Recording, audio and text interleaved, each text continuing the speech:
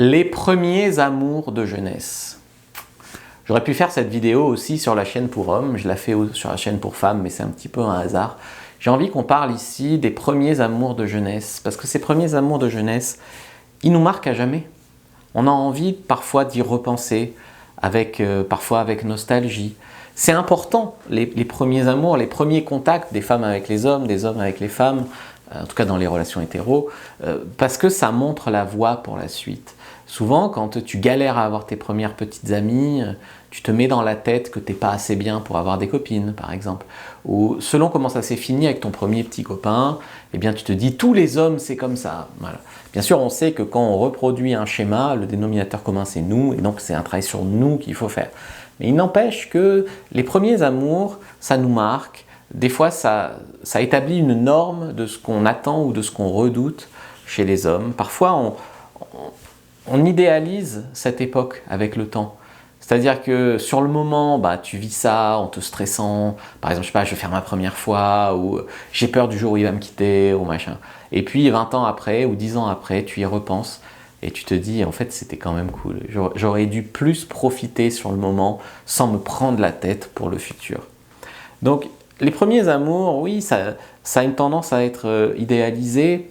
Parfois, on a eu des erreurs dans nos premiers amours et je pense ici aux erreurs des amours manqués.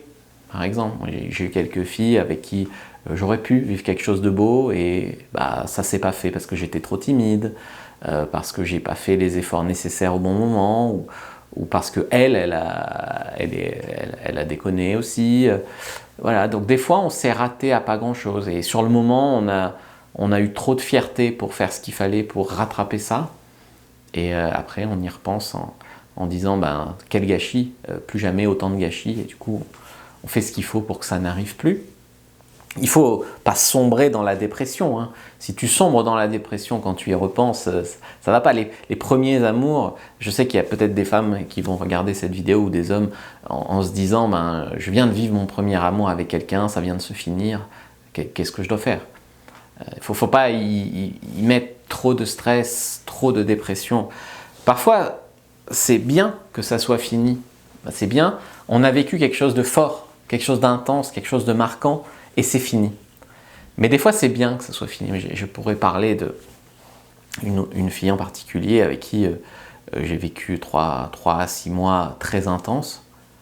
Et quand ça s'est fini, j'ai pleuré, j'étais triste, mais en vérité, c'était bien. Elle n'était pas pour moi. Elle était un peu hyperactive, jamais satisfaite. Il y avait plein de choses. Elle était très citadine quand moi je suis plutôt quelqu'un de la nature. Il y avait beaucoup d'incompatibilité, n'empêche qu'on a vécu quelque chose de très fort. Alors est-ce que je dois dire je regrette d'avoir vécu ça parce que j'ai souffert à la fin? Non. Non, alors sur le moment, la pilule est difficile à avaler, c'est clair, mais après tu y repenses et tu te dis finalement, quand je serai sur mon lit de mort, je serai ravi d'avoir vécu ça. Même si je dois reconnaître que c'était pas quelqu'un pour moi et que finalement c'est fini, c'est peut-être une bonne chose. Et parfois on se dit, j'aurais un peu envie de revivre ça. Est-ce que si je pouvais recoucher avec elle une fois, je le ferais? Est-ce que si je pouvais revivre une journée avec mon ex, je le ferais? Peut-être que dans la vision idéalisée de ça, j'aurais peut-être envie de le faire, ouais. Mais après, il y aura très vite le rappel à la réalité. Et je vais me rappeler très vite qu'elle me gonflait quand elle faisait ci, que si je recouche avec elle, mais après je vais me remettre dans cette boucle infernale et je vais ressouffrir. Et en fait, des fois, tu te dis non, c'était super, mais finalement, j'ai pas vraiment envie de revivre ça. Tu peux te dire ça aussi. Tu peux penser aussi à tous ces amours manqués. Et par exemple, toutes ces filles qui j'aurais pu sortir quand j'étais plus jeune, mais j'étais trop timide. Je leur plaisais un peu, mais elles allaient avec d'autres gars parce qu'ils prenaient des initiatives. Si j'avais pris des initiatives, j'aurais pu, mais j'y arrivais pas. Est-ce que c'est possible de rattraper le passé, de ressortir avec cette fille que tu as manqué ou avec ce mec que tu as manqué? Oui, peut-être si les deux en ont envie en vérité. Si elle et lui le souhaitent aussi, si elle et lui est toujours disponible. on peut mener une reconquête amoureuse ou une revanche amoureuse. Pourquoi pas? Si vous êtes tous les deux disponibles, comment tu vas faire? Du coup, il faut que tu sois une meilleure version de toi. Moi, je sais qu'il y a certaines filles que j'ai ratées quand j'étais très jeune, qu'aujourd'hui, je pourrais vivre quelque chose avec elles de super. J'oserais conclure, même si c'était que pour une nuit, j'oserais. Et du coup, parce que j'ai fait 10 ans de travail sur moi, si tu veux. C'est pas de la haine ou de la colère en mode c'était trop compliqué les filles, ou les mecs, ils sont tous comme si... Non, tu évacues tout ça, tu évacues le fait que oui, hein, elle aurait pu m'embrasser, elle. Pourquoi se dire que c'est parce que moi j'ai pas osé que ça s'est pas fait? Elle aurait pu, tu vois, je peux me mettre en colère contre elle. Mais non, je prends ma responsabilité. Je me dis, depuis l'époque, je me suis construit, reconstruit, et les choses se passeraient différemment. Et à partir du moment où tu t'es construit, reconstruit, et que tu as appris de tes erreurs et qu'elles ne se reproduiraient pas, à partir de là, pourquoi pas? Pourquoi pas reprendre contact avec cet amour de jeunesse, si tu es toujours dispo et lui aussi, reprendre contact et prendre la température. Des fois, simplement un message de nostalgie, ah salut, comment tu vas depuis le temps, où je suis repassé devant tel endroit, tu te rappelles, voilà, tu vois, tu peux reprendre contact comme ça avec des gens, et puis tu testes l'eau. Si la personne est hyper emballée, tu peux proposer d'aller boire un café, de se revoir, etc. Oui, pourquoi pas? Tu peux tomber dessus par hasard dans la ville, vous étiez jeune, tu peux chercher cette personne sur Facebook, par exemple, tu peux aller sur Copains d'avant, enfin, on peut aussi aller il y a des soirées d'anciens du lycée, ça existe, voir ce que cette personne est devenue. Et se demander aussi, avec toute l'émotion qu'il peut y avoir derrière, est-ce qu'on a vraiment envie de revivre ça? Moi, je pense qu'il y a certaines personnes, oui. Alors pourquoi? Pour prendre une revanche sur son passé? Pour finalement plus avoir de regrets et pouvoir mourir tranquille? Parce que c'est un fantasme? Parce qu'on s'est mis à fantasmer cette époque ou cette personne? Parce que c'est encore une obsession? Je sais pas, ton ex peut être encore une obsession. Là, il y a quand même un travail à faire sur toi, hein, parce que tant que c'est une obsession, ça ne peut pas marcher de manière saine et équilibrée. Ou alors, vous avez besoin de dire quelque chose à cette personne pour clore le chapitre. Bon, quand même, demandez-vous avant de contacter cette personne si elle est toujours célibataire, si elle pourrait en avoir potentiellement envie, parce que des fois, toi, tu as souffert que ça ne se fasse pas ou que ça se termine mal, mais l'autre personne a souffert aussi. Et il y a une partie de l'autre personne qui aimerait te revoir et une partie qui se dit ce qui appartient au passé appartient au passé. Et il y en a même qui nieront, tu vois, qui diront en fait non, tu te trompes, ce n'était pas comme ça, ça n'aurait pas pu se faire. Tu vois, parce que maintenant ils sont en couple, elles ont un mec ou ils ont un copain, une copine et ils peuvent plus, sont plus aussi libres qu'avant, il faut le savoir.